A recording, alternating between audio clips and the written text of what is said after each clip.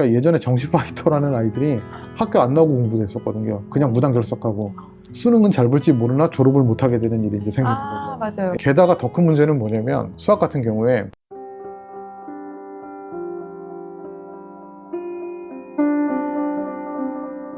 실제로 막 고교학점제나 네. 잘 모르시다가 네. 자녀가 막 이상한 선택 과목 선택해가지고 네. 성적 떨어지고 진로랑 상관없는 막 과목 신청해가지고 후회하고 막 이런 경우도 되게 많더라고요. 그런 것들 뭐 부모님이 너는 이 전형으로 이렇게 가까지는 아니겠죠. 근데 이제 담임 선생님이 어떤 걸 제안하시면 네. 얘는 학생부 교과 전형보다 종합 전형이 좋은 것 같습니다 라고 그랬을 때 그 말뜻은 좀 이해하실 수 있을 정도까지만이라도 하시는 게 좀 필요하죠.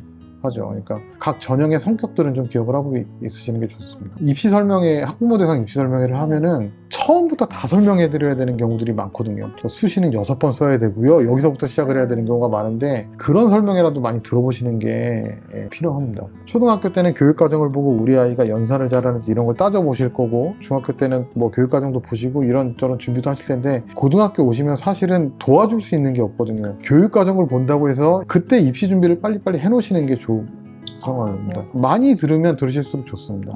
좀 납득이 안 가는 사안들이 하나씩 둘씩 보이실 거예요. 네. 그러면 그거를 담임 선생님하고 상담하면서 이렇게 맞춰가면서 아이를 도와주시는 게 제일 좋습니다. 정시 파이터는 하면 안 된다 뭐 이런 얘기가 나오는데, 그래도 아직까지 고등학생 중에 갑자기 정시 파이터가 되겠다고 선언하는 학부모들은 그럼 어떻게 해야 되는지, 내신과 수능은 별개가 아니다 뭐 이런 얘기 되게 많이 하시는데, 이걸 통합적으로 대비할 수 있는 고등 수학의 원칙을 알려주시면 좋겠습니다. 그러니까 기본적으로 정시 파이터, 뭐 정시로 이렇게 얘기를 하는데 많습니다. 많은데 내신 시험과 수능 시험은 별개라고 생각하는 전제가 깔려 있는 거잖아요. 교사 입장에서는 어떤 측면이 있냐면, 내신 시험 시험지하고 수능 시험 시험지는 다른데 준비 과정은 똑같거든요. 그거에 대한 이해가 좀 안 돼 있어서 그런 건데, 갑자기 아이가 이제 전 정시 파이터가 되겠습니다 이렇게 선언하는 경우가 있어요. 그럼 대부분 어떤 경우냐면 본인의 내신 성적이 내가 가고 싶은 대학교에 맞지 않는 거예요. 안 되니까 난 정시로 가겠습니다 이렇게 선언을 하는 거거든요. 성공하는 아이들도 있습니다. 그리고 좋은 선택일 수도 있어요. 그게 전략적으로 아주 좋은 선택일 수도 있어요. 근데 저는 이만큼 올려서 가겠습니다라는 목적이 있어서 가면 좋은데, 내신이 하기 싫어서 이렇게 선택하는 경우도 있거든요. 정시 파이터 아니면 정시러라는 거에 가장 큰 문제점이 뭐냐면, 내신 성적이 본인의 성에 차지 않는 거죠. 내가 가고자 하는 대학교에. 그거의 반증은 뭐냐면 그동안 공부를 안 해왔다는 얘기거든요. 그러니까 내신 성적이 성에 차지 않게 나왔기 때문에, 그러면 얘는 정시로 가서 수능 준비를 해도 공부를 안 할 가능성이 커요. 대부분 그런 애들이 많습니다. 그럼 결국 나중에 뚜껑 열어보면 내신만 떨어지는 꼴이 생겨요. 수능 성적은 그대로고. 그러니까 그냥 가만히 있었으면 내신 성적 이만큼, 수능 성적 이만큼인데 괜히 정시 파이터가 돼가지고 이렇게 돼버리는 거. 그럼 이미 이걸로 학생부 교과 전형은 글렀었는데 그나마 학생부 종합 전형을 쓰는 것도 이제 물 건너간 거죠. 공부 방법이라는 게 똑같기 때문에 내가 정시 파이터가 되든 아니면 다 준비하든 본인의 삶은 그렇게 바뀌는 게 사실 없거든요. 그래서 그런 선택을 좀 안 했으면 좋겠어요. 두 공부는 같을 수밖에 없습니다. 이게 학습 소재의 문제인데요. 학습 소재. 기출문제의 중요성 때문에 그렇습니다. 기출문제가 아주 중요한 문제잖아요. 아주 중요한 소재인 거고, 여러분들한테 기출문제가 왜 중요한지 물어보면 이제 사실 답변하기는 좀 그래요. 기출문제가 왜 중요하냐면, 이 수많은 사람들이 너무나도 심혈을 기울여서 만든 아주 최고급의 문제잖아요. 이거는 절대 수능에 안 나오는 문제입니다. 한번 나왔던 문제니까. 그렇죠. 그러니까 선존하는 가장 좋은 문제인데 절대 수능엔 안 나오는 문제인 거예요. 그러니까 기출문제는 수험 자료로 보면 안 되고 학습 자료로 봐야 되는 거예요. 아주 우수한 학습 자료로. 기출문제에 이미 출제가 됐다면 학교에서는 이 내용을 반드시 가르쳐야 되는 거잖아요. 나왔던 거니까.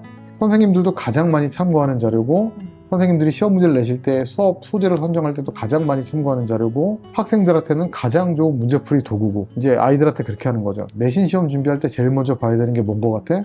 기출문제죠. 수능 시험 준비할 때 제일 먼저 봐야 되는 거는 기출문제. 변하는 게 없습니다. 그러니까 정시 파이터라고 혼자 말만 했을 뿐이지 행동은 똑같은 거예요. 그러니까 기출문제를 그냥 열심히 공부하는 게 중요한 거지, 다른 거에 대한 게 없기 때문에 특별히 준비할 필요는 없는 겁니다. 다만 가끔 농담 삼아 아이들한테 얘기하는 게, 선생님 전 정시에 올인하겠습니다 라고 얘기하면, 너 속마음 그거 아니냐? 내신하고 수행평가 안 할 테니까 건들지 마세요. 사실 그 말이잖아. 이렇게 얘기를 할 때가 있어요. 성공하는 사례가 그렇게 많지는 않습니다. 그래서 부모님들도 또 아이들이 그런 얘기도 해요. 내신 과목 중에 제가 수능에 안 보는 과목이 있는데 그거 준비하는 시간이 너무 아까워요 라고 얘기를 하거든요.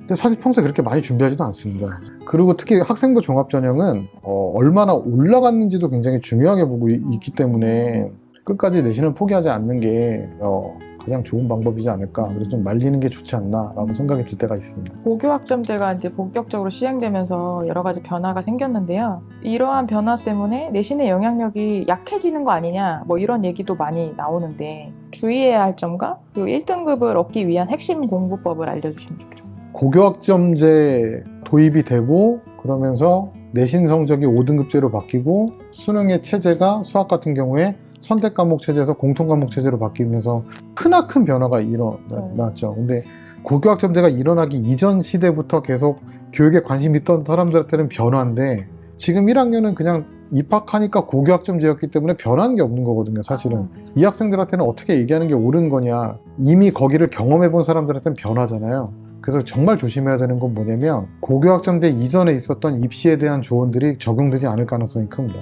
그대로 들어맞지 않을 가능성이. 9등급제에서 5등급제로 바뀌니까 4%가 1등급이었다가 10%가 1등급이 되는 거니까 1등급을 받는 학생이 늘어났다. 내신에 영향력이 주는 게 아니냐라고 얘기들이 많긴 합니다. 다 추측성이거든요. 사실은 제가 얘기하는 것도 추측일 수도 있는 거고요.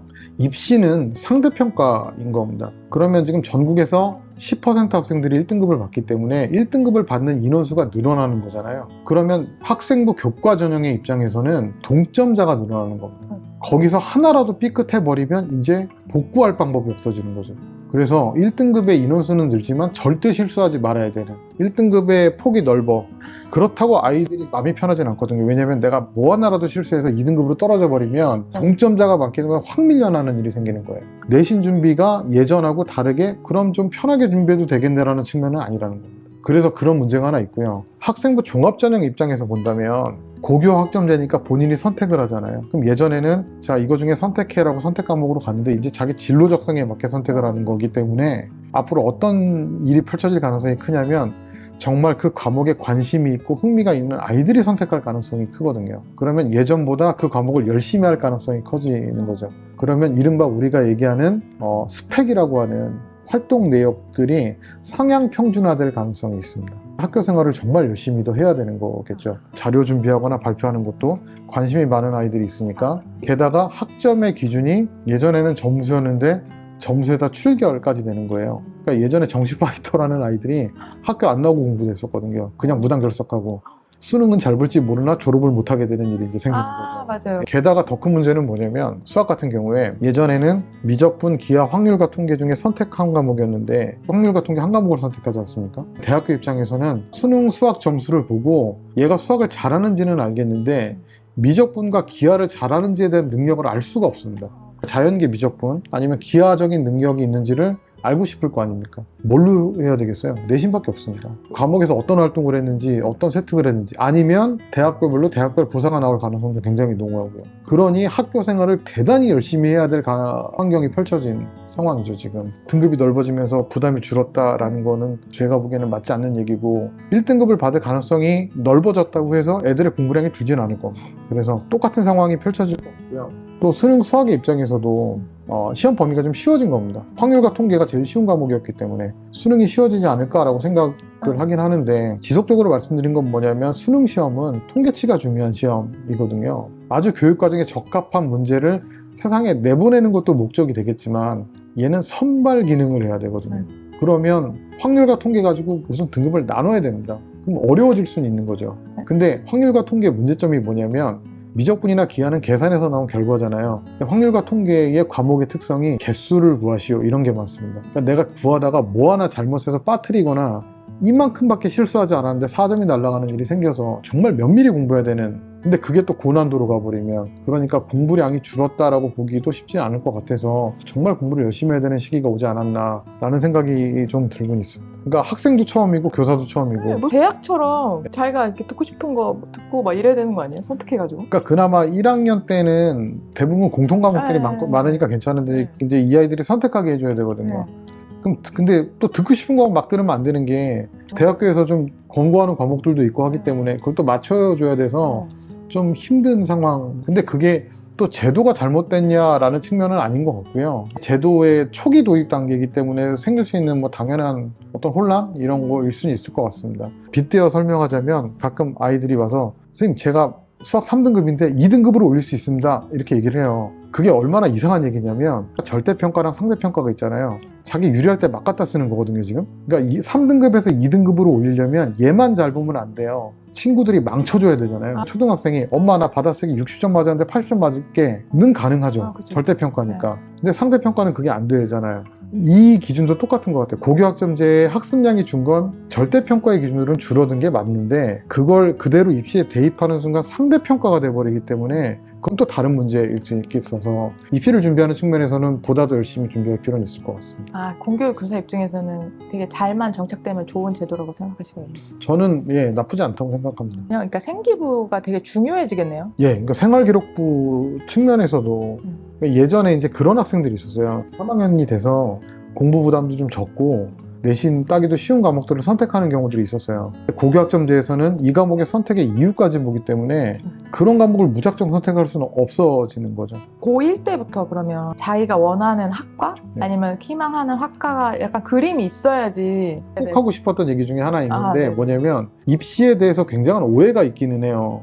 제가 입시를 치러보고 입학사정관들을 만나보고 교수를 만나보고 또 제 상식도 그런데 고교학점제가 아니던 시절에도 이미 그런 고민은 있었어요. 그러니까 1학년 때 내가 예를 들면 진로희망을 교사로 맞춰놓고 생기부도 교사로 채웠어요. 2학년 때도 교사로 채웠습니다. 근데 갑자기 3학년 때 와서 간호사가 되고 싶어요. 어떡하죠? 라고 걱정하는 아이들이 있어요. 그러면 이제 반문하는 게 뭐냐면 고등학생이 꿈이 바뀌는 게 범죄냐? 라고 얘기를 할 때가 있어요. 그러니까 고등학생이 꿈이 바뀔 수도 있는 거지. 고등학교 1학년 때부터 3학년 때까지 꿈이 같을 수도 있고 그러면 대학교에서 네가 감히 꿈이 바뀌어? 이러면서 감점을 시키겠냐는 거예요. 감점시키지 안 시킨다. 적절한 이유만 있으면 간호학과의 교수 입장에서는 2학년 때까지 교사를 꿈꾸던 애가 내가 원하는 전공으로 오겠다고 하는데 너는 내가 원하는 전공으로 온다고 마음먹은 지 1년밖에 안 됐으니까 안 돼. 그건 말이 안 되잖아요. 그러니까 고등학생들이 꿈이 바뀌는 건 지극히 당연한 건데 그 꿈이 바뀌는 거에 대한 적절한 이유가 있다면 1학년 때 미적분을 안 하다 갑자기 3학년 때 미적분을 배웠다면 얘는 충분한 근거가 되는 거잖아요. 그럼 괜찮습니다. 결국에는 학교 생활을 얼마나 충실하게 했는가를 잘 보여주면 괜찮다. 생활기록부도 그게 너무 웃기잖아요. 우리 담임 선생님은 생활기록부를 잘 써주시는데 저만은 못 써주죠. 이 세상의 어떤 입시 제도도 남이 쓴 글 가지고 얘를 평가하는 제도는 없습니다. 그러니까 구체적인 사실이 중요한 거지. 생활기록부를 나중에 뭐 기회가 돼서 보시면 알겠지만 눈빛이 초롱초롱하고 질문에 잘 대답하고 그게 아니라 어떤 활동을 했고 뭘 배웠고가 중요한 거여서 그렇게 대학교에서 평가하지도 않고요. 제가 지금 3학년을 거의 교직 생활의 90%를 해왔는데 해오면서 느끼는 바가 뭐냐면 참 잘 뽑으신다라는 생각을 할 때가 있거든요. 그래요? 정말 잘 뽑는다. 그러니까 뽑힐 만한 애들이 정말 잘 뽑혀요. 그래서 그렇게 사람들이 생각하는 마치 음모론처럼 고등학교 이름을 본다는 둥 그런 일은 없는 것 같습니다. 정말 갈만한 친구들이 가고요. 여러 가지 오해들이 있어요. 공대를 가고자 하는 애가 제2외국어인 일본어 시간에 혼자 이렇게 앉아서 수학 문제를 풀고 있어요. 일본어 시간에 공부 안 하고. 근데 얘가 그럼 일본어 내신 성적이 안 좋을 거 아니에요. 근데 장래희망에다가 글로벌한 인재라고 썼다. 일본어가 9등급인데 이렇게 되는 거고. 그래서 학교 생활이 중요한 거거든요. 그러니까 정말 학교 생활을 열심히 해야 되는 게 필요한 건데 너무 오해들이 많은 것 같아요. 수학을 즐겁게 공부하면서 성장할 수 있도록 부모가 지켜야 할 원칙은 무엇인지, 어떻게 하면 수학 자신감과 긍정적인 태도를 길러줄 수 있는지 말씀해 주세요. 굳이 수학을 좋아할 필요가 있을까라는 생각이 들 때도 있어요. 모든 학생들이 다 수학자가 되려고 하는 건 아니잖아요. 그러니까 굳이 다 수학을 잘할 필요는 없지만, 그리고 좋아할 필요는 없지만 해야 되는 일이기 때문에 열심히 하게 도와줄 필요가 있기 때문에 학부모님들은 거기에 집중하시는 게 좋을 것 같다는 생각이 좀 있어요. 몇 년 전에 아마 인터넷상으로 좀 유명했던 글인데 극상위권 학생이 독서실에다가 이런 메모를 써놓은 적이 있어요. 내가 여기서 공부를 제일 잘하는데 내가 제일 열심히 한다. 자기가 독서실을 나가면서 아무도 없는 걸 보고 내가 여기서 제일 잘하는데 내가 여기서 제일 열심히 한다라는 글을 쓴 적이 있거든요. 그러니까 울림이 있는 거죠. 제가 좀 많이 울림을 받았던 인터뷰 중에 하나가 김연아 선수 인터뷰인데 스트레칭은 어떻게 해요? 왜 해요? 그냥 하는 거지 뭐 이런 대답이 있어요. 그거만큼 공부에 맞는 얘기가 있을까라는 생각이 들 때가 있습니다. 그래서 자녀들이 수학을 정말 진정으로 좋아하고 진정으로 수학하는 걸 사랑하고 수학하는 즐거움을 느끼고 하면 좋겠죠. 근데 사실은 부모님이 더 신경 쓰셔야 될 거는 우리 아이가 힘든 가운데서도 그걸 이겨낼 수 있도록 좀 옆에서 잘 지지해 주시고 도와주시는 게 정말 필요할 것 같고요. 공부를 잘하는 것도 어렵지만 공부 잘하는 아이의 부모가 되는 것도 쉽지만은 않을 겁니다. 그러니까 정말 아이를 잘 관찰하셔야 되고 잘 참으셔야 되고 끝까지 지켜보셔야 됩니다라고 하면 참아볼까? 쉽지 않잖아요. 결코 쉽지 않잖아요. 그게 보통 문제는 아니잖아요. 부모님은 그만큼 자기는 많이 참았다고 생각하시지만 아이는 아직 멀었다고 생각하고 그런 일이 많아서 그런 거에 대한 좀 뭔가 지식에 대한 습득도 필요하고 마음의 수양도 좀 필요하시고 학부모님들이 너무 여러 가지 정보들 때문에 휩쓸리시는 경우들이 근데 그게 어쩔 수가 없거든요. 사실은 마음이 급하시니까 아이에게 주도권을 가질 수 있게 초등학교 때부터 좀 잘 신경 쓰시면서 공부를 시켜주시는 게 좋을 것 같고요. 공부 체력을 기르는 게 사실은 저는 가장 중요하다고 생각을 합니다. 그래서 그쪽에 좀 집중하시면 아이가 스스로 잘할 수 있지 않을까라고 생각이 듭니다. 네. 네.